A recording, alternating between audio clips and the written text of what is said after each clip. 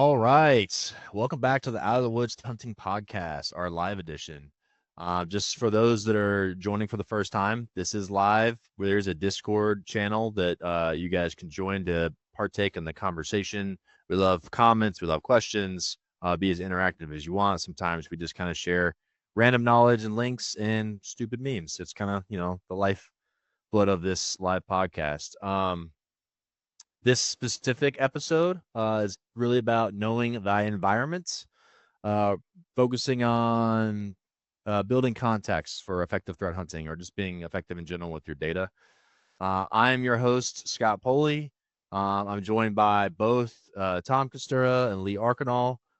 Quick introductions. I'm a principal threat hunter, help build content and things at Intel 471. But been doing security in many roles for, I don't know, almost 20 years now. So you guys can go ahead and introduce yourselves. After you, Tom.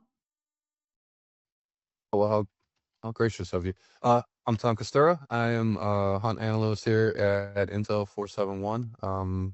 Love cyber, love talking shop. Big time in the threat detection and hunt space. That's really where my passion drives me. But anything cyberspace is awesome. So looking forward to having another conversation, guys. Yeah, I'm Lee Argano. I'm principal threat hunt account manager. My main role here at Intel 471 is making sure our hunter customers are good to go, help them ensure their processes, procedures, and really be their technical, lead if they need it. But yeah, been in cybersecurity for a while now. You can check out my LinkedIn for a better picture if you'd like. All right. Yeah, I think Tom said the best. We just love to talk shop. I think it's why we all get together to do this. So those that haven't seen the live editions before, we usually start with what we call the interesting artifacts, kind of some things we find that may be useful, either from a tool or resource perspective. So I guess, Lee, we'll have you go first. I'll go last just since I'm doing the initial talking, and we'll start with Lee. So what do you got for us for your interesting artifact, Lee? All right, so something that may be upsetting or adding a bunch of work for many shops out there. But we got the long-awaited MITRE ATT&CK version 19. So, got rid of defense evasion, which apparently, as much as I followed it, I totally missed that conversation, but they said it's been coming for years, and finally it has. They've also increased visibility across the other matrix. One of the things that I've focused on is enterprise. So these new ICS, mobile tactics, techniques, sub-techniques are great. It gives more visibility into it. You can read the whole article here. Some of the main things is that they really took defense evasion and split it into two. One is stealth, which inherits the tactic ID TA0005, and defense impairment, which now is the new tactic, which is TA0112. Now, why they're doing this is there was or it's kind of like the idea of, hey, they did this or they impaired your defenses or you missed them. So they were kind of trying to break it into like, hey, you didn't see the attacker. It's now like, hey, your defenses were broken. So it's making that delineation, right? Which is nice. They added new techniques, exploitation for defense impairment. So basically, they're now taking a look at it and saying, hey, here's what this looks like now. Again, stealth, defense evasion, impaired defenses, those types of things. Now, you can read more. They provide a nice crosswalk, which is a CSV or a JSON, if you will, making it simple to see the differences and mapping those changes to the from version 18 to version 19, which we're going to jump to in a second. But this is a really good read. It's if you're familiar with the MITRE ATT&CK nature, it's really nice to check out. Why this is going to cause or may cause some issues moving forward is that if your organization is one that maps to the MITRE ATT&CK framework, saying, hey, these detections cover this technique or this tactic or so on, there might be some reshuffling going on. Now, I don't have any recommendations for you. You can handle it as your shop, but just be cognizant that that might cause some pain points in the future. But we're actually going to try this because I thought this was pretty cool. So looking at one of the biggest ICS changes And we're going to jump here real quick to on both. So they're increasing visibility and restructuring things all around. Where in this persistence mechanism, they had module firmware and then system firmware, which were two separate techniques. In the restructure, they kind of said, all right, we're just going to capture this as one technique, which is modify firmware, open it up, and then you have the system firmware and module firmware. So not just, like making it look different. It's just more of a logical restructuring Better across organization, right? right. Yeah, right. Again, great news. If you followed this or follow me at any, I'm a huge fan of the MicroTech Matrix all around. But let's talk about the crosswalk. This is that document that they provide you. I haven't altered it. The only thing I did was I pumped it into Google Sheets and changed it to an XLSX. No data changed. But as you go through, you can see, all right, here's our existing technique. Here's, the 18, version 19, and so on. So as you go through, you can see all the different changes. And here's where things really kind of get up. So you got the attack version 18 tactics. It was defense evasion, privilege escalation. Now it's only privilege escalation. We see defense evasion, privilege escalation. Now stealth, privilege escalation. So it's, again, they're making this very clear, very apparent to where those ideas change. So it's going to be a lot easier for defenders to go through this process of mapping to version 19 whenever the time comes. But again, great logical changes, great reorganization of it, and really excited to see version 20. But I'm sure it's down the road. But Yeah. Oh, sure. Once everyone gets converted to 19 is when 20 will come out. Yeah. But again, this article breaks down really easy to say, hey, here's where we're going with it. Yeah. That's a cool update. Yeah, I think that's pretty straightforward. I'm glad they're like looking at trying to better organize things, but obviously that's going to be always the challenge is how people map to things for value or visibility or metrics that they already do. So maybe thinking about that ahead, whatever people do for that people should be really also thinking about what's the easiest way to manage this where we don't have to like rip and replace a bunch of things. If there's ways to better implement that mapping in general. So, all right, Tom. All right. So the artifact I'm pulling from today is honestly courtesy of some peers talking. They seen this one first, but it's only a couple days old, it seems like. But Cisco Talos put out an article that talks about a tool that they built called Evidence Forge.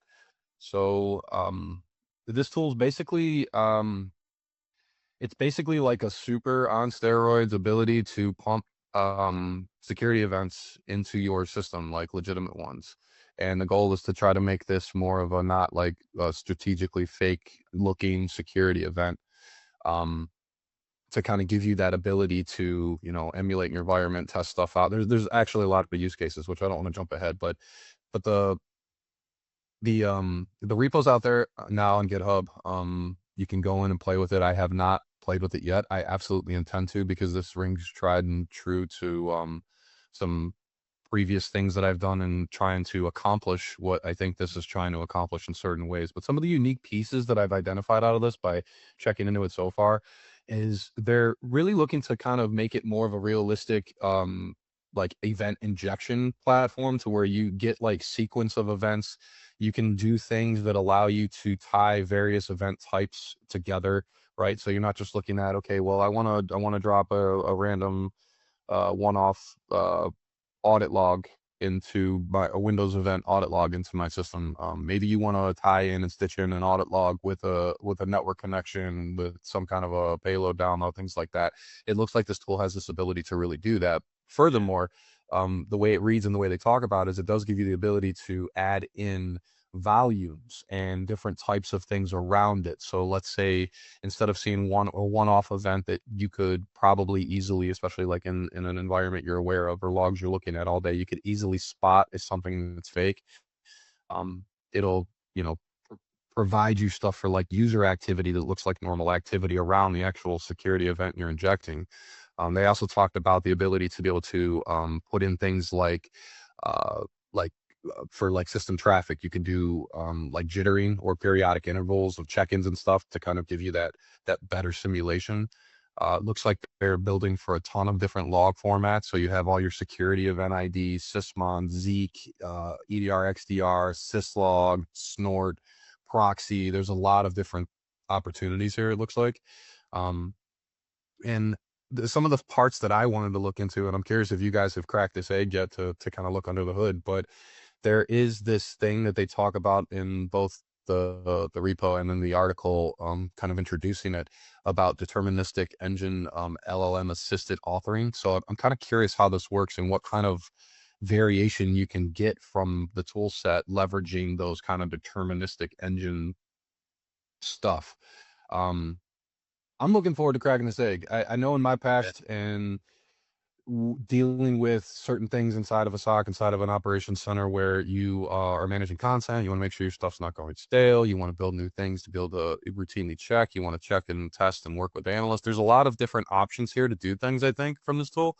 And it seems like it gives you an ability to do it with a lot less overhead. So I know there's iterations of things I've done in the past where I've went out and I've done emulations, I've crafted and captured logs for the various different tools and the formats, and I had to build different pipelines to inject them when I wanted for the various reasons I might have wanted to do, like, testing out my team, giving them a bit of a trial run through certain live fire exercises, or maybe automating your detections and kind of making sure that they haven't gone stale, any changes in your security systems hasn't altered or edited any, like the field matching, the parsing matching, just give you, kind of keep you proactive on tracking some of that stuff, which are the first things that come to my mind from my experience from this that I really think are neat. But this seems like a really cool tool. I'm kind of looking forward to playing with this. I have to be honest. And what do you guys think? And have you guys cracked this thing yet? Have you gotten in and looked at it? I haven't run it or anything yet, but I already, I mean, I see the complete use of it because back in the day we would inject single events to test detections, right? That was like a big thing. Now I feel like you can craft scenarios, right? So now you have interconnected like logon sessions with IP addressing and everything. So now you can actually test correlations better across data sets. But what's really cool is if you can craft a scenario, then it's also really good from a validation standpoint to say, hey, we have an attack that does X. If we generate this data, I think it's best to emulate if you can, because obviously that's the tried and true way your system produced the data. But if the data does exist, you can at least say this is how our systems will respond or react, based on our current logic too. So there's that as well. And then there's like training exercise stuff that's just great for that.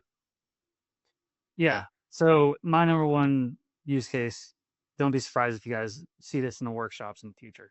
I mean, just that easy. So a couple call outs that I really, really enjoy, the calling out user activity following Hawk's process, events trigger bursts that taper off naturally.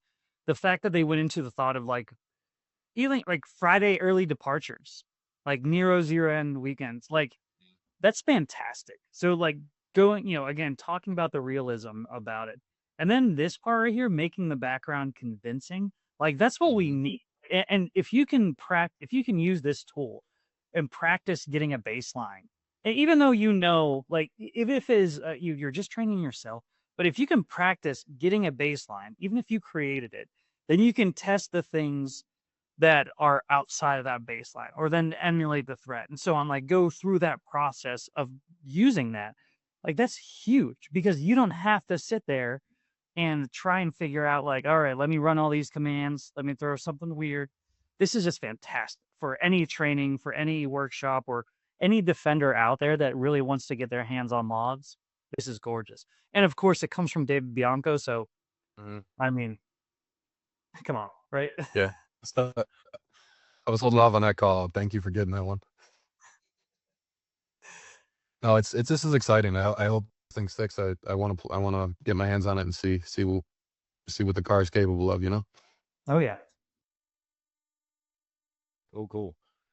All right, yeah. So the thing I have, since we're kind of talking about the environment in general and understanding the environment, I was just kind of looking at what kind of tools exist already that kind of help break down data that you're looking at. And the two tools that really stood out to me that obviously have a paid for type version, that can help you manage like data dictionaries and managing data in general.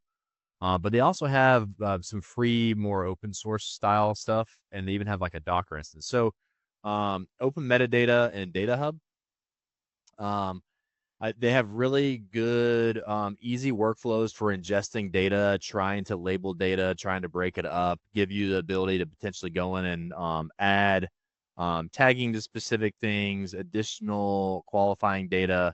And they will even do some statistical. So if you provide like a swath of data, like a week's worth of data or something like that, it can provide some simple things that I think are really beneficial. Um, and because there's a Docker instance, you can keep things local, you can keep things simple. You may be able to almost automate 70 to 80% of kind of the data dictionary or data approach for data sources to some degree, which is a nice thing that you can potentially kind of build a process around. But what's nice is, it will automatically try to adjust like the naming conventions and make guesses what things really are to figure out how you would normalize across different data sets kind of built in. But you can start looking at some of like the basic um quality of the data just from some of the things that come out of these tools, like the population quality. Are there null values or blank values or potentially malformed values it sees in the data? What are the most common values that is seen across the data? What's the cardinality? Like, are there IDs? Are there categories? Is it free text? So it kind of breaks things up that way. Um, Potentially, normalization helps you normalize across data, and then maybe even tries to identify like sensitive data. If there's like PII or the types of data in there. So a really quick way to say, if I've never seen this data source, what do I already know? To help you analyze data, and you can potentially export reports, maybe even send that report off to a data owner and they can validate some things for you. It might be something easier for them to actually chew on than you sending like a raw dump of data, right? So I thought there was a lot of use cases for this based on our conversation.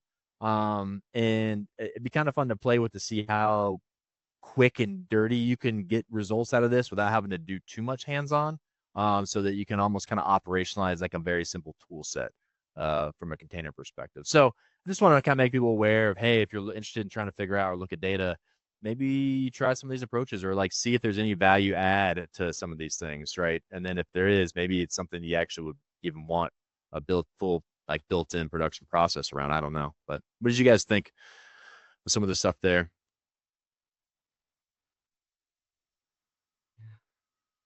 Well, first of all, I'm always fascinated that your mind always lives in data. Yeah, I don't. I love it. I mean, because it is extremely important, right? But this is wild. The fact that you can just set this up, ingest a bunch of stuff, and I'm guessing normalization is part of that process whenever looking at the quality, or does it just import like raw logs? No, like it has many different ways to connect to things, to pull things in. I don't know if in the Docker instance you would do that, but you can dump things via CSV and whatever in there. But some of the normalization is like it will recognize this looks like a user, so it's like a user identity versus this looks like an asset, or this looks like, there's that. And then obviously a big normalization process people have is time. If it can help, understand what that would look like too, right? But yeah, so there's some capabilities. Like I said, I haven't really kicked the tires, but it look like some promising tools for simple things like that. Yeah, I mean, if you can centralize that and start taking a look at everything you got in one tool, I mean, that's the dream, right? Not just, all right, let's go to Sim for endpoints or Snowflake or database. Yeah. If you can have it all in one place and then, do a quick scan of, like you said, like PII, signature, stuff like that. I mean, that's huge. And I don't know what it would look like from like an investigative standpoint, but if you do get this up and running, let me know because I would love to take a look at that and again kick the tires, see what it looks like, see what we can do with the data. I mean, it said mentioned dashboards, so those are always exciting. But yeah, that seems like a powerful tool. Yeah, it'd be cool to see if you do kick the tires on this, Scott, like what the care and feeding kind of looks like. Because I almost wonder, like, is it moving the care and feeding pile just to a different place?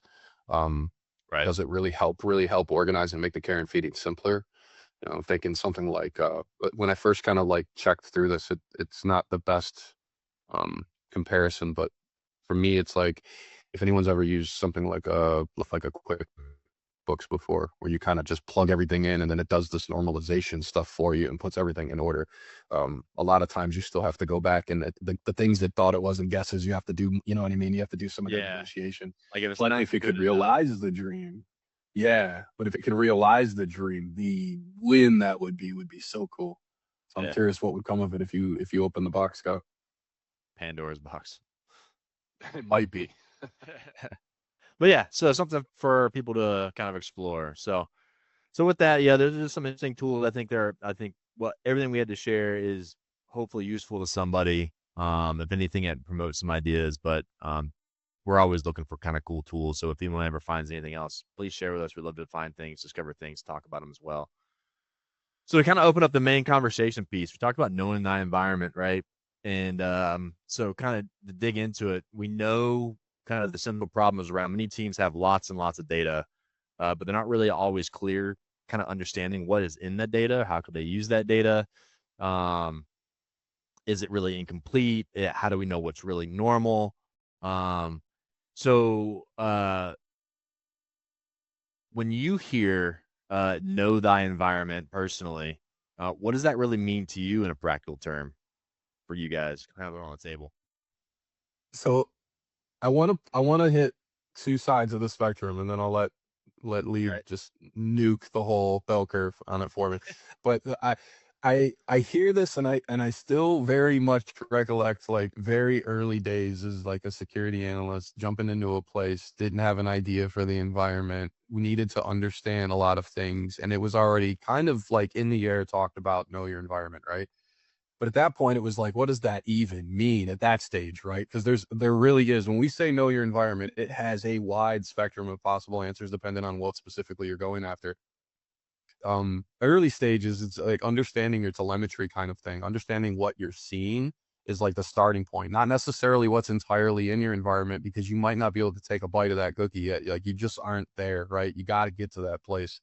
But now later on, when I think about it, I'm at the place where like you want to understand your critical assets. You want to understand the areas and the networks that you have inside of your environment. You want to understand what telemetry is possible from the non-standard stuff, right? You might have stuff in like a OT environment as a really easy example that's not standardized telemetry that you have to navigate and understand where it's at, how you can get it. It goes beyond just the policy, the audit policy you have set up for like a Windows environment. Like there's so many prongs to this. And hopefully as we kind of go through this conversation, we're going to bring that down a little bit. I would even like to have a better spiel on talking about this, because I feel like I get trapped and excited when that question comes up, because it is such a wide spectrum, but all of the areas of it are nonetheless important. No matter where you're at in that journey, they're all important to kind of mature in this category in whatever zone you're in, right? But I hope that makes some sense. I didn't want to get too far ahead, but I love this question because there's no one answer. I don't think. Right. I think everyone can kind of have their own play depending on maybe what the responsibilities are, right? Yeah. Yeah, I guess so. I'm gonna nuke Tom. No, I'm just kidding. So, I guess so. Whenever you want to understand normal or understand your environment, right? The easiest way I always like picture this is, I mean, understand logs, log sources, types, endpoints, devices, etc. But everything Tom hit. But also like beyond that, right? You cast this wide net and you pull back everything. And then from there, all right, you understand these are my logs, or if we're talking Splunk, these are my indexes. Then from there, it breaks down into micro segmentation. Say like, all right, in this index, here's source types. In these source types, here's the event codes I have, etc. All these things. So understanding what normal PowerShell activity looks like is way down that line. So trying to explain to people and try and keep that under wraps without being overwhelming. Understanding your environment definitely takes steps, right? Go from big. I always encourage people to go from big to small. You can't understand the tiny picture if you don't understand the big picture. Mm. So again, not looking at you have to know everything in your environment. At least understand how it's structured and what you're looking at. So whenever it does come time to threat hunting, you're at the appropriate level, if you will. Yeah, like I kind of pair it to everyone's worked in an environment where they have this old graybeard sage like admin or network person, and you're like, God, I'm looking at something, I have no idea what it is. And you like ask that one question to that sage, and he's like, oh yeah, no, that's this thing, and it does this. This is why it's doing this, and this is kind of a routine thing, or this is how this operates. And that level of understanding really goes around what is the purpose and what is the behavior that they're able to narrow in on because they have that understanding of the environment, not just a straight like inventory perspective. I feel like a lot of people in security, the first step is, I think inventory is vastly important, right? Of software and hardware and things connected. Um, but when it comes to knowing your environment, you have to be able to almost slap on that purpose and behavior associated with it, or it just becomes a list of things, and especially a list of things people kind of forget about or stop caring about too, right? But if you understand the purposes, then well, let's get them off the network. We don't need them anymore. Oh, that's for something really important. Let's protect that more. It drives a lot more when you start getting that. So that's kind of how I guess, would define it myself. No, absolutely. Understanding the why is just as important as understanding what exists. And I'll never have a gray beard, so I can never be that person. So You already have one. In our Yeah. hearts and in our minds, you have one. just old man. That's right. So kind of going down the path though. This one I like. This question's fun.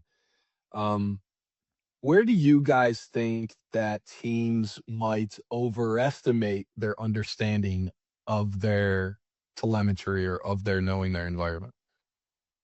Detection engineering. I mean, In I his, think my thing about that would be uh, a lot of teams sometimes if they have data, they assume they can answer questions because they know the data exists, right? Like they're not in the data all the time, but like, oh, yeah, no, we have log data from this weird application or this device. Right? We're collecting logs. And then you're like, oh, okay. So then something happens with that device. You'll be able to tell me everything that happened with it. Like, oh, so then something comes up and all of a sudden they get in. They're like, oh, well, these logs aren't helpful at all. Or this doesn't answer any of the questions people are having. And so there's that assumption that kind of like runs with it that I think where they kind of overestimate just having data doesn't really mean it's useful. And a good example of that even too is, like, what about I remember when we got asked, especially when that work from home COVID instance, and there's a lot of management that was coming out like, hey, we want to know people are working. Can you give us a report of like the login events, right, for Windows? Is that was going to be telling of people doing work? And it's like, yeah, there are events when people log in. There are events when the screen technically locks, that they lock their screen. But there's so many things that cause login events, right? That isn't just the user doing it themselves. Like there's just authentication that happens routinely. And so sometimes there's that also where people overestimate because you have data, you will have those answers as well, right? And it doesn't always line up one to one. There's not that perfect event for every single scenario. Sometimes there is some assumptions or things that need to be made or better understanding. So I'm going to say Yeah.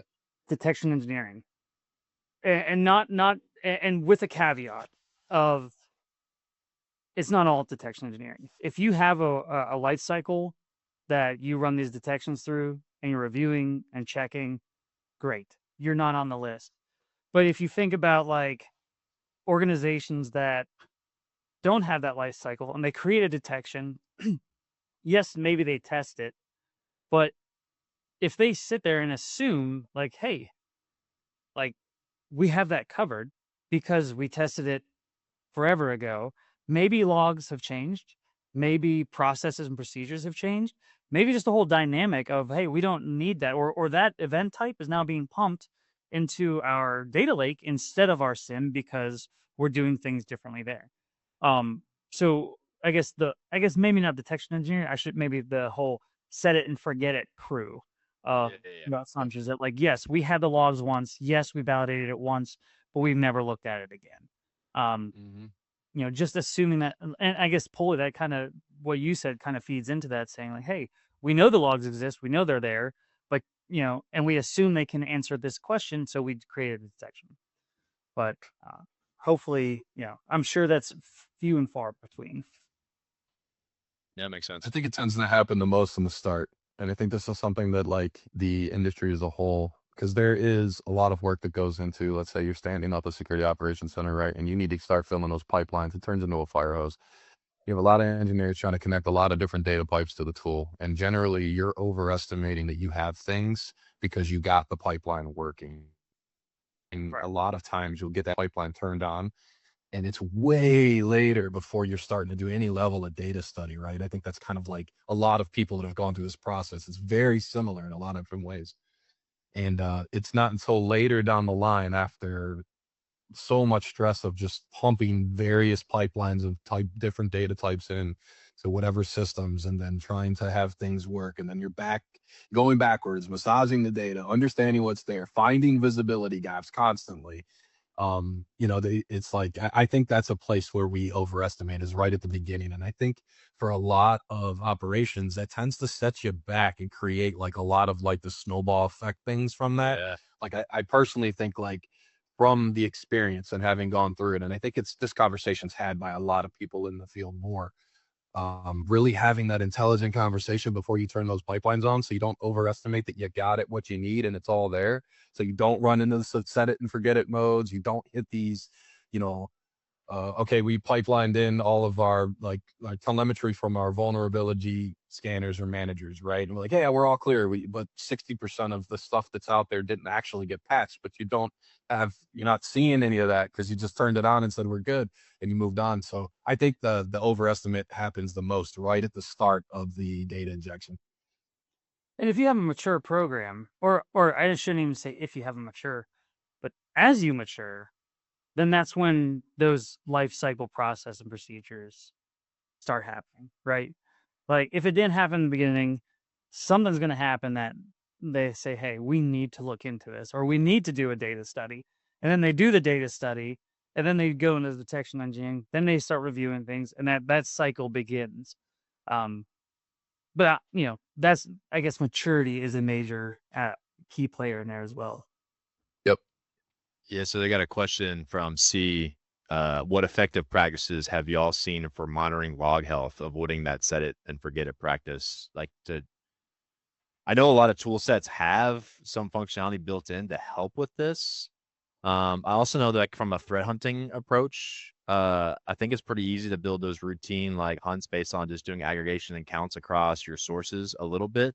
But I think the real challenge that we've seen, because we've definitely monitored weird things in different environments, are the devices that aren't chatty, like medium chatty and like really chatty. Like the really chatty stuff, super easy. A lot of the built-in tools will catch like, hey, we're used to seeing a constant stream of things, and now that's just fell off.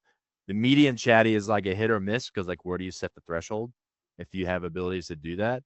And then the not so chatty, it's like, um, is there ways where you can force generate an event so that maybe you can have a consistent, hey, it's a failed login, but it's from an account that we put as test login account, right? You know it's gonna fail, and you can like do something like that to like say yes, we're collecting. Um, but yeah, I don't know. I think Tom, I think maybe with your experience working in some of this engineering, I know it's like dealing with dated products, but you've had to address some of this before. Yeah, thanks for aiding me there, Graybeard. The the I think this falls in parallel with know your environment. So there's most tools that you are sending pipelines are have some set of log health monitoring that's established, right? Even older, newer, it doesn't matter. They have some set. But ultimately, I generally will ask that question, like, does that matter? What do you care about of that stuff it's tracking? So getting to that point can get you more efficient at monitoring the health of logs, because I do remember pain points, like really hard struggle points where you get it to the beginning stages, like I had mentioned, where that fire hose is just turned on. And you're trying to set this like parameter of health for telemetry that you don't fully understand to begin with. You're kind of just spinning your wheels. So understanding what you care to monitor the health of and why, if you start there, your answers get super easy to solve. Like the Yeah, it might be questions get easier super to. easy to answer. I could see that. Like, Like then you can you don't have to actually know mess with everything. the Right, but like as an example, like if I'm plugging in 12 firewalls in my environment that I'm just getting all kinds of data, and a lot of it is just the noise from the machine, and I put a health marker parameter on that like maybe I create a high-low thing where it sends them an alert that this device hasn't checked in an X amount of time or something.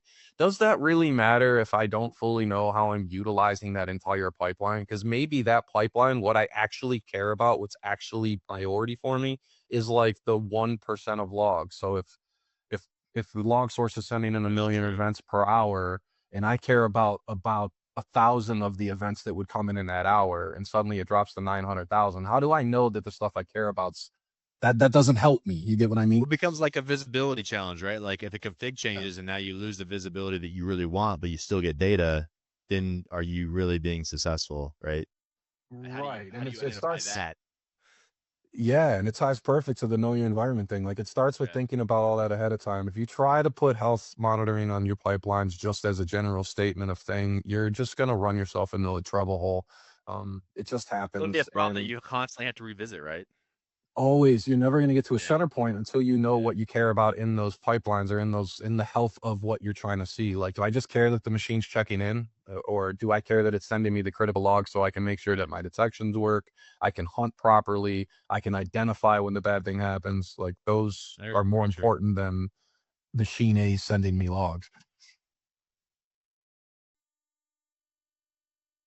Cool. Great question. Lee, what do you got for us? What was that? What's your question? Roundtable into you. So I guess um thinking about like so building off that inventory, like if you are talking about healthy pipelines, if you're talking about all this, what you care about, then really like what telemetry now? How can we break it down a little further to say like, all right, we got the pipeline, we've kind of got some metrics around health, health checks. Okay, cool. What do we care about? Where's that fall into? So, talking about the firewalls again, do we care about every single firewall log? Do we care about every endpoint log, etc.? Like, what does that look like? Every drop, always.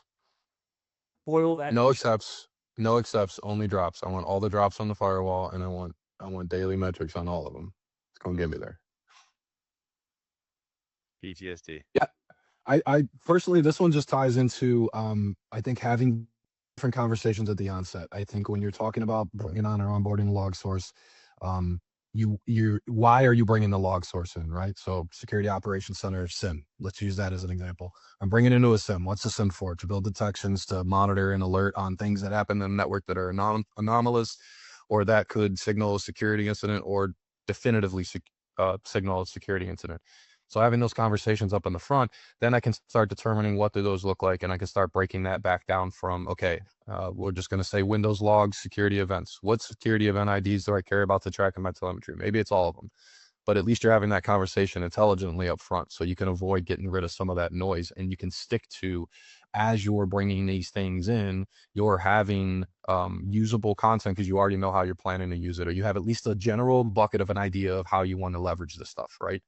um, that's how you get to the place of knowing that you are effectively using and bringing in data for use, because you're already talking about that. You're not just turning the pipeline and trying to figure out later. So turning the pipeline on is having logs. That's easy. I mean, not, I don't want to minimize the work it takes to engineer the pipelines, because the engineering the pipeline is not easy, but that's just, you can, once you get a pipeline turned on, You have to do a fire hose though, right? If you can avoid the fire hose, it gets simpler. avoid the fire hose, because the thing that we don't think about is what the trickle effect looks like down the hose or down the path from that, the fallout of all the stuff you have to go back and massage and figure out to get you to the point you can just start off on. Think about, the difference between having logs and having usable hunting context is the conversation at the point of ingesting the logs. So know what you're bringing in. Yeah, and I think it comes back to, that whole having logs, or, what's the difference between the logs versus the hunting context is, I mean, you pay for everything you collect in most cases. Yep. Another good point. And like, so your justification for not trying to get the green lights on how much data you bring in so your leadership is happy, it's more about, hey, how much money are we potentially not spending because we're being strategic? Um, but that also shows that you have good understanding for the benefit for the data you're bringing in for moving forward. Like we talk about what makes sense. And then if there's data that you're unsure about, sure, log it, but keep it local, right? So it's available technically as long as things don't get cleared, which can happen. But there's still data there, and then bringing it in simpler because the data is already there. But you can also go fetch it if you have the right permissions and processes in place. Because too much data, even on a system or when you're analyzing thing, if it's just noise, it can be a burden too, right? It affects speed. It affects people processing things. And I was even thinking about this as I was putting some of this stuff together is we talk about data dictionaries and how beneficial they could be. Maybe a really good approach is, and maybe it'd be a smaller lift, make a data dictionary of the data you want to exclude, right? So now you have like a vetted, here's all the data that I'm not collecting, and here's the justifications for why. So now when you run into that problem where you're trying to solve and you don't have the data, you can reference the dictionary and say, well, this new problem I have I want to solve, does the data even exist or did we ever see it before, right? So you kind of have a point of reference that's not like live log data, but maybe will help you say, now it's time to bring that in, right? Versus, others. So that was just some random idea that kind of hit me as I was doing some of this. So for those of you who are watching, and this may be your first time, this is bringing nightmares back for Tom because he lived this.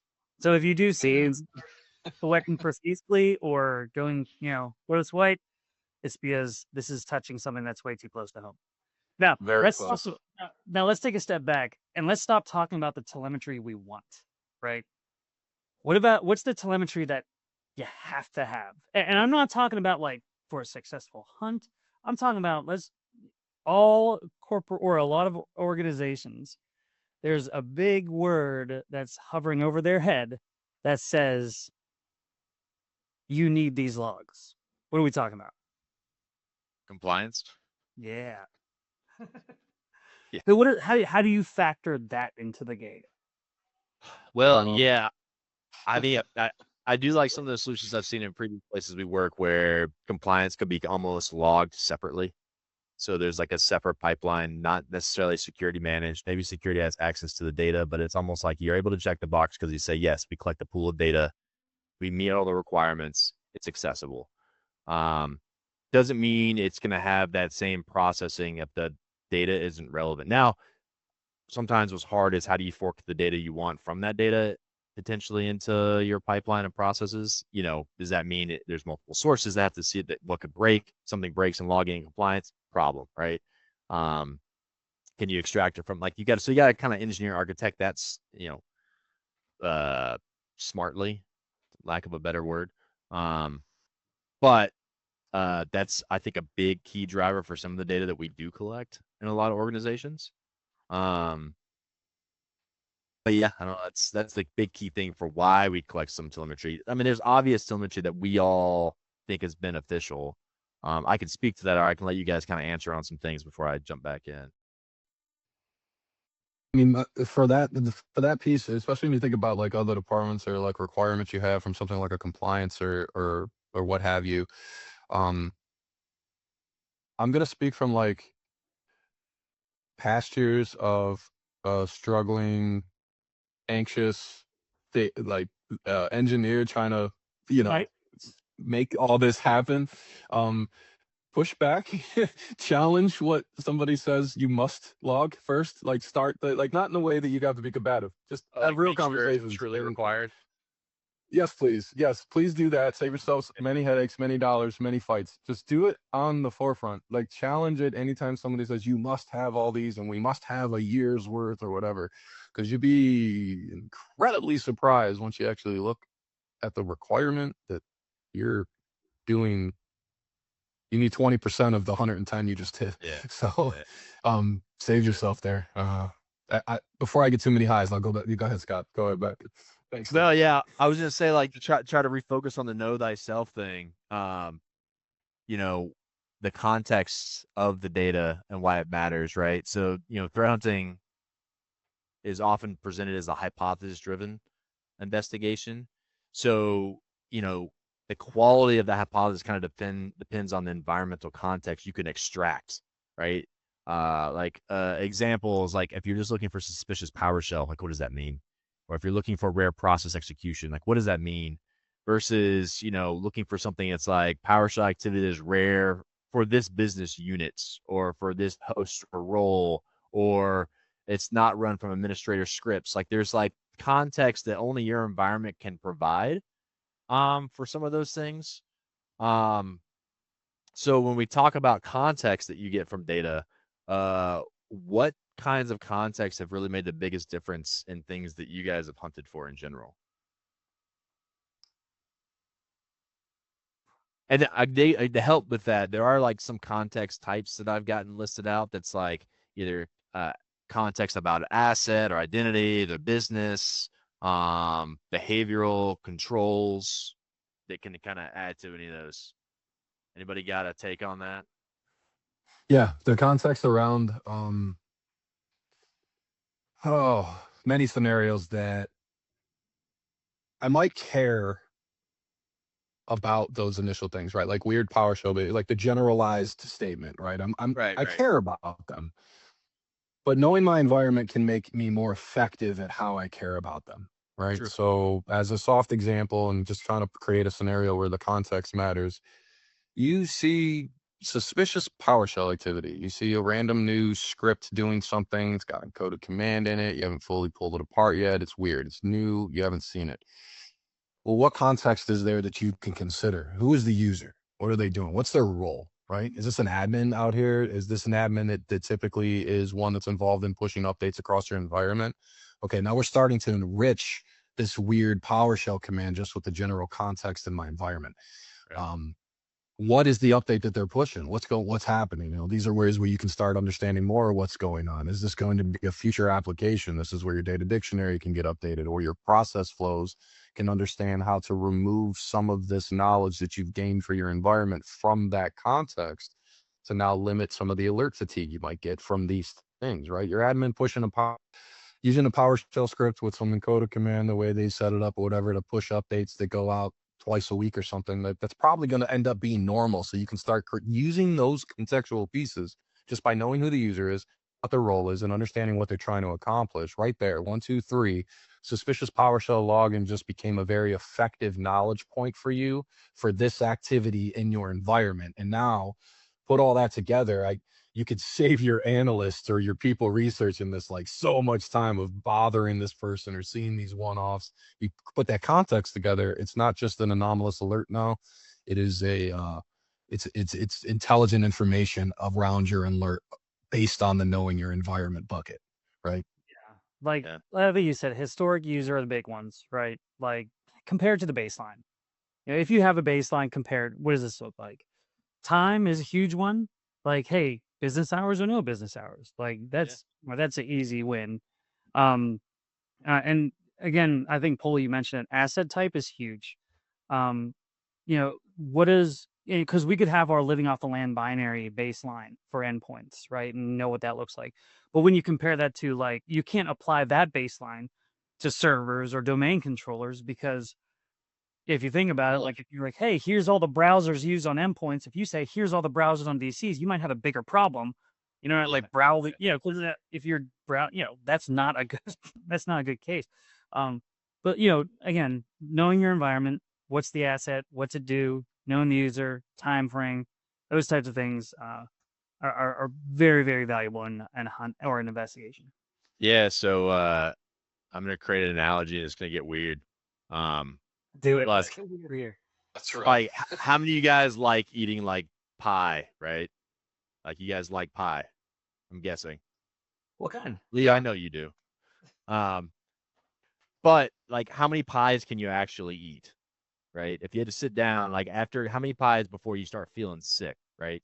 I imagine if I even ate one full pie, I wouldn't feel so good. So for me, when I look at like hunting and data, if I have like suspicious PowerShell as example, that's the whole pie. But if I can provide context, I can now divide that into wedges that I might want to be able to consume, or I can consume easier, right?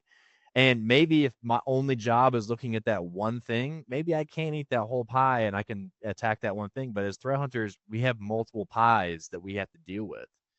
And so I feel like if your job is so general and generic and you don't have any of that context to wrap around anything, you just become bloated, fat, and unability to do or move or do anything, right? Versus if you're able to use that context that you have, you can take slices that make sense or that you want to eat from every different types of pie, and it's more manageable, it's more enjoyable, it becomes more practical, and then you can share the pie with somebody else, right? Based on their expertise or maybe the context they are able to divide that up into, right? So that whole pie analogy was just for you guys. Listen. I actually love the pie analogy. I love the pie analogy because what we've talked about so far. Most of us start off in that place, or a lot of operations, or a lot of the way that this comes to fruition. You're sat down in front of this problem, and you're told you can only eat the whole pie. You want a Right. piece of apple pie, but all you get is the entire, and you have to eat the entire. You're not allowed to have a slice. We haven't gotten to the place where we know how to do that yet. So yeah, I love that analogy because man, so many pies. Because that's what it feels like when you're taking a fire hose of data. It just feels like an eating contest that you can't consume everything, right? You're just like, Yeah. you know. I need you to make an analogy like that, but with the triple triple. Oh my god. Hmm. That I could already feel. Lee is dishing out the PTSD today. I know, he's like He's loaded. Anyone doesn't realize this, we have all worked together for a very long time at different places. That's why we can share these experiences. Hey, before we move on, real quick question though, and I know this is in the script, so is off the top of the head. Yeah. What log source has been a game changer for you, or AKA favorite log source? I mean, Like source log type, like a overall source, like how big or small are we breaking that up into? whatever you want, however you want. Take that pie, however you want. I mean, if I had to speak to this, I would say endpoint logs.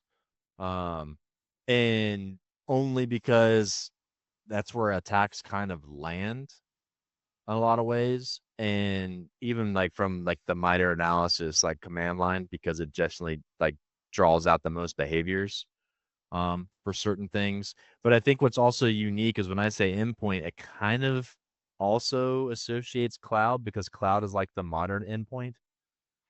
Um, so those are two really big areas, but I do think I like endpoint because through my experience, I also understand operating systems really well. We spent so much time trying to understand how does an operating system even work from a data perspective, not from a coding perspective or anything else, right? Through our just careers. And so I just feel very comfortable there too. So it's probably a little bit of bias. Um, but with the right telemetry enabled on an endpoint, I feel like you could see a lot more than even what most people typically collect. Yeah, for me, even though it kind of shows my age, because I know I think at this point it's fully standard on the newer versions. I think it is. I know it was supposed to be, but it's like it's Sysmon for me, or something relative, right? Not because it does something necessarily new that's not done. It's just that it does it better with more depth, and I also love like having it's configurable, right? Like you can get yourself in control of the pipeline as you need it. And there's really cool workflows and automations you can do to make that seamless. It doesn't have to be a crazy challenge, but stuff like that. It's just mine. If I'm picking one, we could talk about all the log sources and on their value all day long. We probably have a whole show about that, multiple, honestly. But it's just mine. I think I would go for that question because it's been the biggest game changer in my career as far as like the stuff that I've done with detection engineering and hunting and the visibility you get from those. It's really control you have to take what you need helps with that fire hose, and it's a win-win. I like how we went like super general to more specific, because I'm going to take super specific. Oh, So PowerShell script log logging. yeah, it's a great. That'd be my number two. I think that's a great one. Don't get me wrong, you guys know, Especially in today's, atmosphere, whatever you want to call it, right? oh yeah, I mean, and I mean, you guys know my history with Sysmon. That's a big one.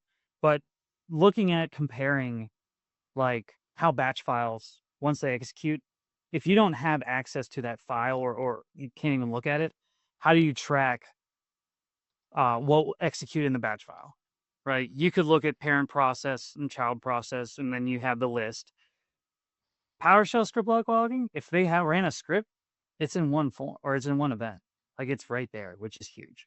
And then the fact that it decodes base64 encoded command is huge as well. So like I feel like that's going to be, if it's not a game changer already, for organizations in the future, it definitely will be. And we talk to a lot of like when we do our little unconferences and conference stuff, when we talk to people that collect it and you ask who collects that data, it's usually less than 50% of the room, right? It's a data source that a lot of people don't actually go after because it is kind of like unique as far as it could be very bloated and there's like different ways to potentially challenge I collecting it, put I put any money down that even if it feels like, because it, like, the more you log, eventually a price tag comes along with what you're logging, yeah, right, and how long you're retaining all that. But uh, I think the script block logging is so important, and I believe and have experience that you in most scenarios, most shops can probably very easily offset it by just revisiting a few of their other fire hoses and turning the nozzle down a Oh, little true. bit, and you'd offset the balance, and you'd have more valuable logs, Yeah. more visibility, more impact, right? And if you are looking at dealing with like reducing logs and health and stuff, look at the overlap.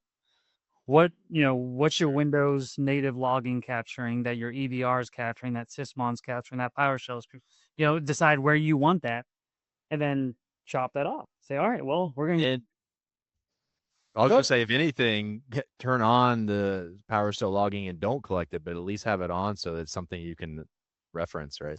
like a forensic value too. I mean, Yeah, that's still there. right. So, from the things you guys have looked at historically based on context, do you guys have an example of something you've looked at that was suspicious until you actually understood the environment? It's Oh yeah.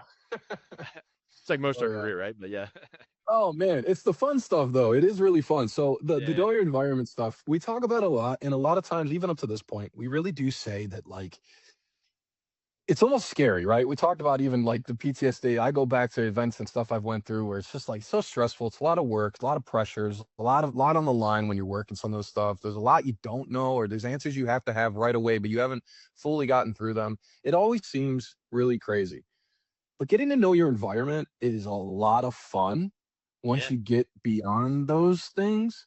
And some of the stuff you can find in your environment just by trying to learn about it, like homegrown apps that were written in some program that's Mhm. ridiculously outdated, and then it's stitched into total environment's gold images, and it's just like implement all these weird things, and then you discover stuff that might be in that light that could be like vulnerable to stuff, and there's all kinds of cool things you'll find going down this pipeline.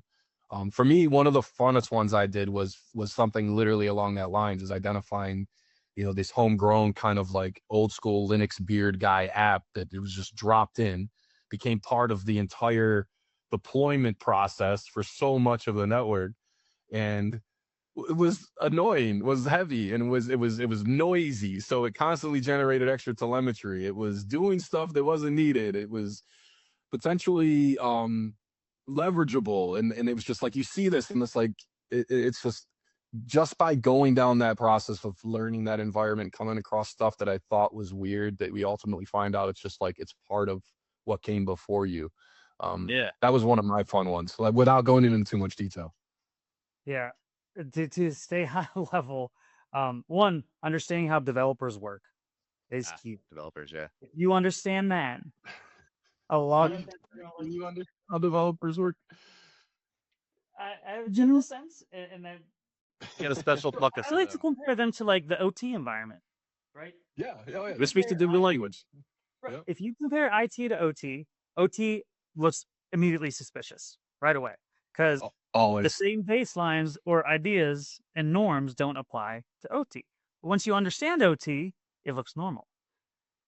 Developers are going to do their own thing. So until you understand that, their activity might look super suspicious. But once you come down to it, you're like, oh, that's where they store things. That's just them doing executing Python from some random directory.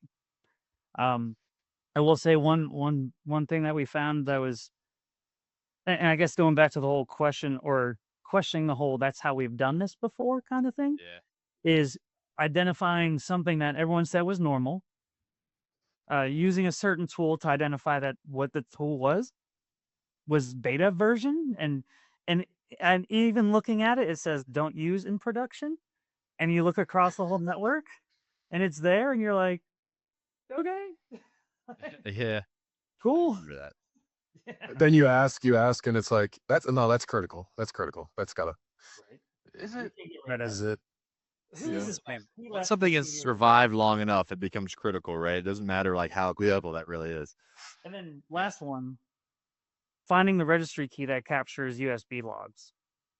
Once I found that and started looking into it, my brain blew up. Yeah. I was just Yeah. like, oh my god.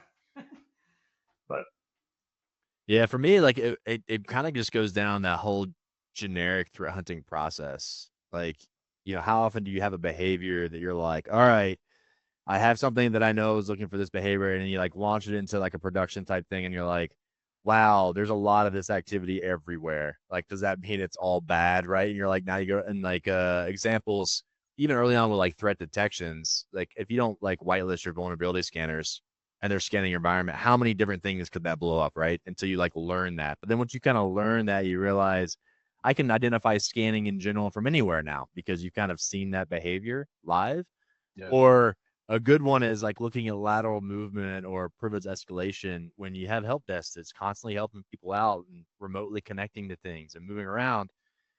A lot of times, like already you're like, wow, this looks really weird, but then you understand the purpose and you understand kind of how they do it. So you can kind of fingerprint some of it, but sometimes they kind of go a little out of the norm. But we've definitely like worked through some of detection engineering stuff and like looking at hunts, and you come across those things all the time because you're looking for those standard behaviors actors use that everyone else also uses. So I feel like it's just a common Yep. trend. It's how you deal with it or how you kind of step away from it that I think is the big part.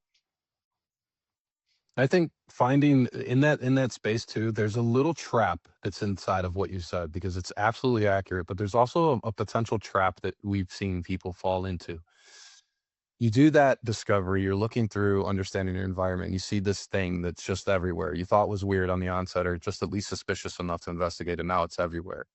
There's a little trap that can get set there because like that last part you said about the bad guys look like this activity sometimes too. Where you see it, you do that initial study to know your environment. You see this voluminous bucket of stuff that's everywhere. Like, oh crap, this is everywhere. Well, it's normal, and you just set it on the shelf. Yeah. You're like, yeah, that's normal. And now you could fall into a trap of creating a bit of a blinder for yourself, right? And like that, I'm glad you made that last point. Where like, well, wait, this is everywhere. It looks suspicious. I know that this activity could be suspicious, but it's everywhere. So now I've created a fire hose for myself by looking at this specific activity. But you don't want to get into that trap of putting it on your shelf. And there's really cool techniques you can do in those certain bubbles. And I bet most people have come across them where you look for just a couple more of the finite details to specify this bucket of stuff, right? Like maybe if it's a very loose example, but maybe you're looking at Windows event, you're looking at log on events, so auth stuff, right?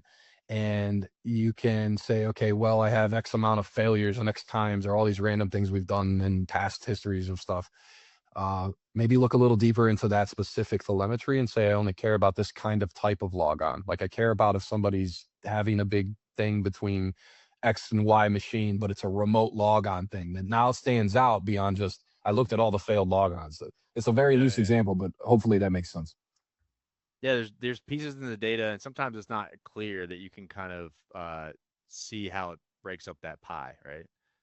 Yeah, you kind of want to tag normal as normal, but still look at that stream and just try to look at what's not normal in that stream, right? Well, like the inverse of that, how do you distinguish rare from risky?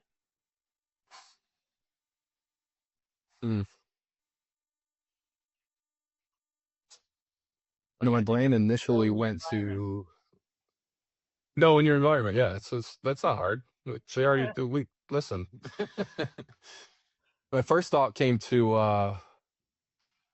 rare and risky is going to come down to context. I mean, ultimately, it's going to come down to context, right? Because, like, let's say rare and risky can also fall into the same bucket, right? Let's say you're looking at specific data points and you care about when it happens because it shouldn't ever happen. or on a specific system that it should never happen on or whatnot. They could blend together really fast, but you need the context. Like you have to have context. Like, okay, this is new on this system. This shouldn't happen on the system, but maybe that system needed X update for X thing. So now it's rare, not risky. But maybe something's happening on this machine. It is rare, but it's not part of an update. There's no context to support why it's happening. So now it becomes risky, it becomes anomalous, it gets meatier, right? So the context is so damn important for that specific separation, I think. Yeah, I think sometimes there's data sources we don't consider for context. I mean, like change control is like a great one because sometimes there's weird things that happen with changes that security ops aren't really always aware of. So like a big change could happen and it causes this weird effect or ripple effect, and all of a sudden, like you're like, oh, this has never happened before. It's like, well, because this isn't a change that always happens all the time, stuff like that. So there's sometimes you can validate things that way and be able to check it off as it's just rare. But the risky thing, kind of where my head goes sometimes with this one is sometimes people do things to get things done, and so it is rare.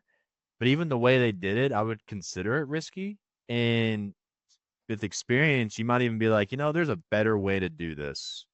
So sometimes that helps too when you build detections or you're hunting for something that is supposed to be, risky or a bad behavior. Sometimes just figuring out how to change how people do things or make suggestions for better approaches or better processes can solve that same problem once you investigate it. So you can get rid of just the risky behavior in general, because risk isn't just about what an adversary is doing. It can be risky based on how a user is doing something, right? So sorry, while you're talking, I'm not ignoring you guys, but you know how I operate, and you know how my head's and means. You know that panic mean? That's like, okay, I'm calm. That's Yeah. kind of like that's like the whole concept. It's like because as you threat hunt, you'll start getting these red flags, right? These easily identifiable things, and like it might cause a reaction, and then you realize like, oh wait, no, hold on, and then you freak out. Like that's Yeah. what I was thinking. And like one of the examples that I was thinking about was like going back to like or not antiquative, but like those applications that continue to thrive in organizations, especially if they're like 32-bit applications executing on a 64-bit machine. I use this example all the time because it's always like a great look because you know why would something 32-bit execute on a 64-bit machine? And then you run that hunt, you see all these results, and you're like, oh my god. And then you look at it, you're like, oh wait, it's everywhere. Okay, it must be normal. And then you're like, oh my god, it's everywhere. Like, yeah, it got that process of like, oh my god, like going through, but under again, historic baselining, historic context, user context, application context, it all matters. But like, sorry, that's what was going through my head. And yeah, I gotta understand, yes, it might be a big thing. Yes, it might be everywhere, but still, don't give up. Chase that thing down. Mm-hmm. Yeah, usually it's like you just got to find a few different things to try to say. If I were to say what's the most noise and just figure out how to get rid of it, even though it might be stuff you care about, just to see what's left over, sometimes it's just a good like trial and error approach, right? Because then what's left over, you can easily say that's not bad. Then you can make that your exclusion and go backwards. Like you can always kind of flip flop a lot to kind of navigate data, um, just from an ad hoc approach. But speaking of data, when we talked about telemetry a little bit, as far as like, what do we actually have? What do we really care about? And there's a lot of data sets we collect in security in general, from like endpoint logs to VPN logs, application logs, asset inventory, data access, net flow, potentially authentication. Like the list can be long, long, but the key question I think we usually need to ask ourselves is like, not so much do we collect this, but like what behavior can this data source really observe, and what behavior can it not observe? And we've kind of talked through that to some degree. Um, do you guys think there's a data source specifically that teams usually think they understand, but they often don't when you've worked with people or come across that? Anything to share there? My biggest thing is registry key modifications or registry key activity. Because this is a personal thing. I remember looking at, again, researching, specifically using Sysmon, They have multiple registry key event codes. I think it's 11, 12, and 13. Mhm. Nope, it's 12, 13, 14. But understanding what one means, and then the data inside of it, and then once the data is inside of it, what does that mean?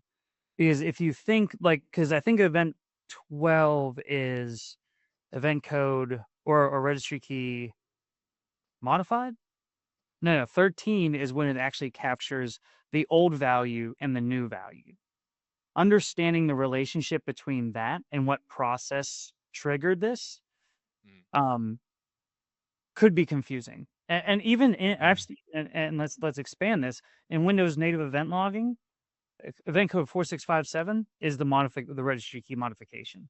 Now, event code 4656 is very general, where it is like something or requested access to an object. It will capture when a process requests access to a registry key, but it also captures a ton of different things. So at first, I thought 4656 and 4657 was extremely valuable until I turned it on. And then 4656, I learned how many things were access to objects. Oh yeah. And it blew up. It blew up. And I was like, okay, because in my mind,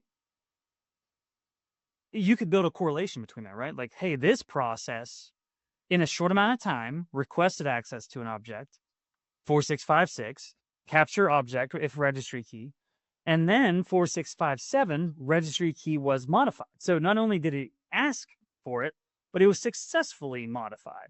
And in my mind, like, yeah, that's a great correlation. Things happen so fast that correlation might break because there's so much in between. So I was like, okay, well, taking a look at that, yes, there's valuable information in 4656. There is, but there's also a lot of noise. So if you're looking for the smoking gun, I learned that 4657 and event code 13 for sysmon, those actual registry key modifications were the more important value. So yes, the correlation was there. It was a nice idea, but what was it worth ingesting all those logs or turning it on level on to, to say, yes, let's take a look at it. Yeah, for me, I think the telemetry piece comes down to like we often as practitioners are working and living in tools that have had pipelines created them usually by like an engineer or somewhat of IT to send the data in, and you're working out of these tools a lot of times, at least probably more often than you're individually grabbing logs off a given endpoint or server or something like that. So when that happens, you're getting the version of the log that goes through whatever mechanism it means to set whatever that data model is or that parsing mechanism or what have you. Understanding that log data and the hidden telemetry, and this is just carrying on from what you're saying, just in a little more, I'm agreeing with you here, Lee. Looking at some of the abstract fields you wouldn't necessarily consider in like a Windows log, for example. Lee already gave some examples with some of the registry key stuff. I'm going to talk about like just the one example that I love to live on because I think it's really easy to kind of like show that story is the login activity, right? Your basic generic 4624, 4625s. Most of the tools you're gonna see or track that, like a SIM or EDR stuff. You're gonna see these authentication logs, but how often are you considering the login type? How often are you considering how these things are happening relative to what you're investigating or talking about there? Are you looking at any of the status or substatus codes to enrich it even more? There is so much context in most log data that you can really reference and use. And I think we tend to stop short there, and that's one of the things that I think just naturally comes with like maturation, right? So if you stare and handle 10,000 failed off events or alerts or something that comes through your system, eventually you're going to be like, okay, this is a lot. What do I actually care about? And you start looking under the cover. So for me, I think like looking at all of the other things logging can offer you, even in the tool, even if it's not there, go look on the local system at the log source right at home and see what else could be there. Because maybe you can enrich or modify that pipeline to be a lot more effective, help you get to a resolution a lot faster just by adding in those context pieces that you don't typically think about or aren't typically talked about in like intelligence articles or things like that. Does that make sense, guys? Yeah, no, I'm actually going to expand on that even more, because you talked auth. I think the one thing that a lot of people, and we see this a lot with like a lot of the cloud compromises and why people aren't addressing some of those, is auth is kind of convoluted to a lot of people, right? With now the single sign-on type stuff, with the like intra ID stuff that where, just because you basically logged in with single sign-on or approved a specific app to now have access to something, now you've given off or given potentially your access to somebody else inadvertently and things like that. But the problem is a lot of junior security practitioners and maybe even some senior don't really understand how auth works from start to finish, like all the pieces and things that have to happen in between. Even from the point on, where's the session ID stored? Is it with the domain login log that's going to have the session, or is it with the local auth log, right, over where that session ID is stored, so you can link more things together? Just like understanding those things. And another good example of this is like Kerber roasting, right? When you talk about this extra fields, what's one of the key things historically that has been leveraged with Kerber roasting? It's downgrading the encryption. Well, the encryption isn't like a plain field; it's like I think it's just a hex field, right? Um, but knowing the hex field to where that maps to RC4 versus standard AES type encryption is a good signal for that. But if you're not aware that that's even an option with that auth or that can be leveraged that way, um, that's something I think we run into. We see a login and we look at success and failures a lot of times, right? Because we're trying to track, oh, we found something bad. Oh, they successfully logged in. But that's usually a kind of an instant response approach. But when you're like hunting for weird behavior, other than like the typical geolocation type stuff that we do with impossible travel and stuff, um, understanding how people are gaining access, what does multi-factor look like versus not using multi-factor? What does single sign-on look like versus federated versus, there's, different login types. Like, I think that makes understanding telemetry hard. And a lot of times people go into it confidently because they're like, oh, yeah, success means success. That's all I should worry about, and fail means fail. There's more to it than that, I think, that we can pick up on. People miss. Yeah, I mean, pipelining, like, right, if you are very generic, you're doing auth stuff, you're trying to care about failed auths, but you care in one scenario. You talk about, okay, what would be a use case I have? Well, I want to see stuff that's remote logins because I care about that because X. So now you have this whole auth pipeline that you can whittle down just by looking at a few pieces of the contextual pieces of that logging, and now your giant pipeline that had 1 million events has been shrunk down for this specific use case to very distinct things that you can track. So yeah. So, kind of jumping ahead a little bit, yeah, I think this is a good question, and it kind of lays with what we've been saying. What does coverage really mean to you guys? From like a deployed, logging, searchable, normalized, or detection ready perspective. Like, what does that mean when you say coverage? How do you interpret that? I personally think it means nothing until you can tie it to a use case. Um, personally, like, I mean, Tom, I'm gonna ride your bus. Auth. You could say we have all these authentication logs.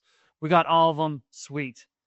But what are you doing with it? Like, you can say we got it covered, but do you have it specifically covered? Are you looking for, encryption downgrades? Are you looking for, failed logins? What does that look like? So if you can tie coverage to business use cases, that would be a much better metric than comparing percentages of log types, log sources, or what you got, right? If you can say you got 100% of DC logs, but what does that mean? What does it mean if you have 100% of endpoint logs? What are you doing with it? So unless you can tie it to a specific use case, I don't think that it really means anything. Yeah, be careful to set your stuff up for failure in these spots. anyone that's out there getting in this place, because there's a big time trap that can happen here, because it is a very complex thing to know your environment. It's a very complex thing to talk about what the coverage looks like. I think asking the questions, hey, are we getting logs from all of our Windows endpoints in our thing? And maybe you can say 100%. That's great. That's a check along the process of this establishing what coverage means. It's not the check, it is a check. So you start there, right? And you care about that, because you don't want to say, yeah, we're covering our environment, but we're also not, we don't see 20% of our environment, right? You're setting yourself up for a failure there. The other side is, like, when you say coverage, to the points you guys have made so far, be honest about your coverage, because you can't enhance it or get the telemetry unless you say, I'm missing these things, or I don't see this stuff.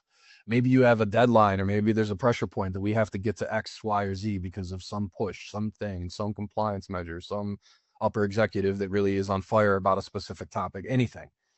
You got to be honest about where your coverage is at, because if you say, yeah, we got it, yeah, we're covered, yeah, we're pulling in these kinds of events, but 20% of your environment's not coming in, and subsequently you get into that rare place where that 20% is what just got hit and caused you a big problem, you're in trouble, right? So when you talk coverage, I be honest, start small, and then go into the weeds as you go. Have those honest conversations at the front. I mean, I think this one aligns completely with the whole idea of knowing your environment from, like, the telemetry and Justin perspective. Don't check a box and say I'm covered. Talk about the depths of what you're covered on. Like, go into the weeds of it. I'd covered because I have all my machines are reporting all, or 4625 and 4625 events from all my Windows machines. Okay, that's what does that tell me? So what does that mean? So say what it means. Hey, it means, because now that we have this, we have these 25 gates, these 25 alerts, or these 25 abilities to go hunt for these specific things. This is our coverage. We've landed here. We checked the box along the coverage roadmap, but now we're here. This is what I have covered. And that's the conversation you want to have, in my mind, at least in our territory, right? Yeah, like I think where you were going is where I think this conversation comes up a lot is, how would you tell leadership what coverage means, right? Because they're not looking for all the time, oh, well, we have all the data, right? They're looking for, how does this map to risk? How is this addressing problems? What are we doing with it? There's those follow-on questions. I know there are some people that they are satisfied, well, we collect everything, right? But they might not have the experience in the domain to say more to it than that. But for me, it's more about, like, the consistency. Like, if you know what you want to collect because you know what you're doing with it, it makes it easier now to say, all right, we have something, and it's easier to push that envelope to, now we need to make sure we're collecting as much as we can of that specific thing because we care about it, we know what to do with it. There's something operational. Normalizing and searchability, I think, are really important, because if you don't have a way to search across your data or interact with your data, even if you are collecting it, because searchability is almost kind of like the precursor to being able to build detections or do hunts. You really can't operationalize something you can't interact with. How to be able to navigate it, right? Right. And then that's how you build more insights to make better decisions, to even talk about how good your coverage even is, right? If you can't interact with your own data, then coverage isn't about putting things in a pool you never swim in. Then it just becomes a swamp. So, it's, so there's those things that kind of tie into what does coverage really mean. So ultimately, yeah, I feel like coverage can mean a lot of different things to people, but I feel like the common thread here is, what do you do with data, not so much how much you collect, if that makes, I think we're all on the same page there. And then how do you have that conversation is kind of consistent with what's your leadership like that you report to, or your leader, what is it that you're trying to solve to help kind of polish that a little more. I mean, I think you nailed it though. Like, we have these logs, we can see this. We don't have these logs, we can't see this if it happens. This is risk. We can't see lateral movement. We can't see privilege escalation. And if you explain that to, I mean, as you go up the chain, right? So your immediate supervisor or lead might get it, like, hey, you won't see this technique. But then as you go up, it's like, okay, we won't see this technique, which can cause this to happen, which could cause this much money to be. Once you say money, I feel like that's Demonstrate. Yeah. okay, Yeah. got it. That makes Demonstrate. sense. Talk about why it matters that you have this coverage and what you have covered. Talk about it. So Like, don't be afraid to. Are you calling an APTOE?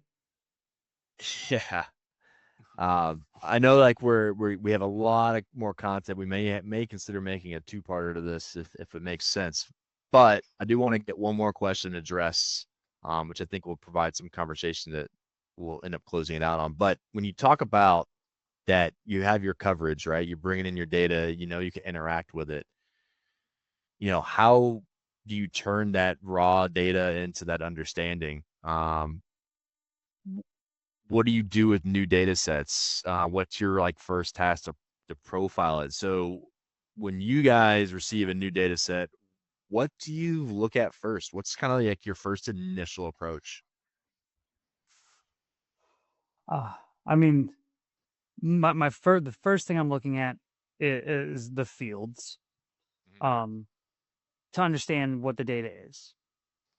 Then kind of look at the values that exist in that fields to see not only what the data is, but what it means to me. Like, does it have any PII information in it? Which, I mean, most logs don't. But if you're starting to see things that are like weird or plain text, things that shouldn't be there, or in command line arguments or whatever the case would be, might get a little weird, right?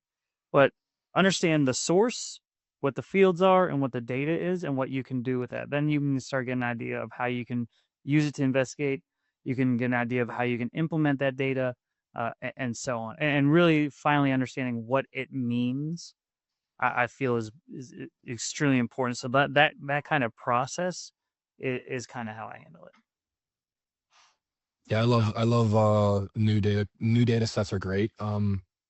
Especially if they're kind of novel, right? So it's not like my new data set is I'm getting Windows security event logs. Like I'm speaking outside of that spoke, right? Like new data sets, some new app, new tech, new system, new something.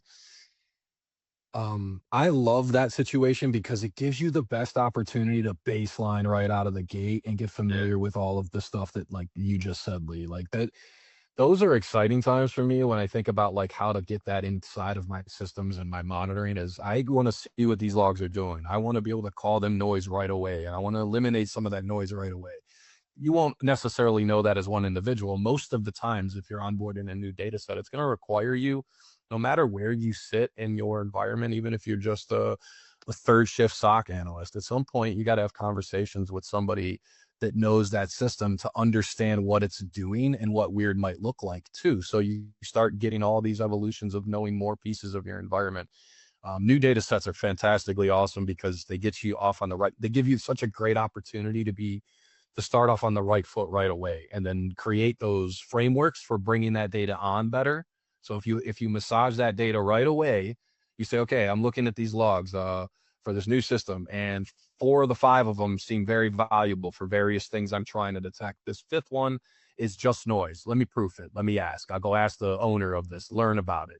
Yeah, it's noise. Now I've just, at the start of that injection, I already have this pipeline to turn things on and off for that data set, which becomes very valuable for your future growth in this area, because maybe something changes with that data set. Now you need a new item. So you already create all these pipelines at this onset of that. I love the new data set talk, man. I think it's a great time because you could do it right away, you know? Yeah, it's fresh start. Like that's I would say my approach is similar to Lee's. Like I look at the fields, but my big thing is like recognizable fields. Like what are the fields I'm most familiar with? Because I probably have ideas of how to use those out of the gate, right? Um, so like that usually just becomes like okay, that's just food for thought. I can potentially stitch that together. Maybe there's some correlations I can already think of because I know there's data that exists somewhere else. So I'm like already thinking, well, what other data sets could be tangential to this that I might want to also look at to see if there's any associations that way.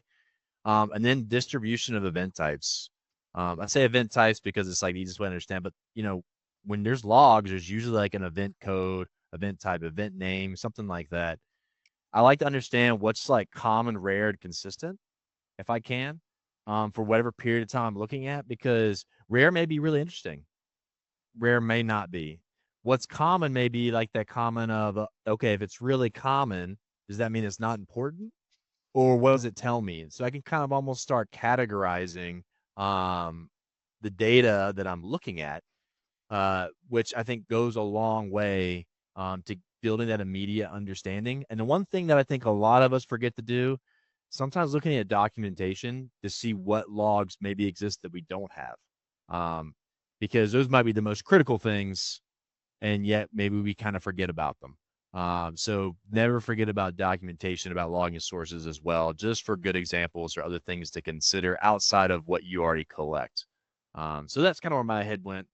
But we are kind of right at the end of our time here. Like I said, we had a lot to talk about, and like you can tell, we love talking shop. So we went on so many tangents, you guys have no idea, but it's all really, really good stuff. I really hope people enjoyed this. I appreciate everyone for joining, those that did, and the interactions for sure. Those are great. So looking forward to next time we sync up. Maybe we'll be extended version of this topic, or it'll be something net new. But for those that attended, appreciate it. Until next time, happy hunting. Happy hunting, everyone.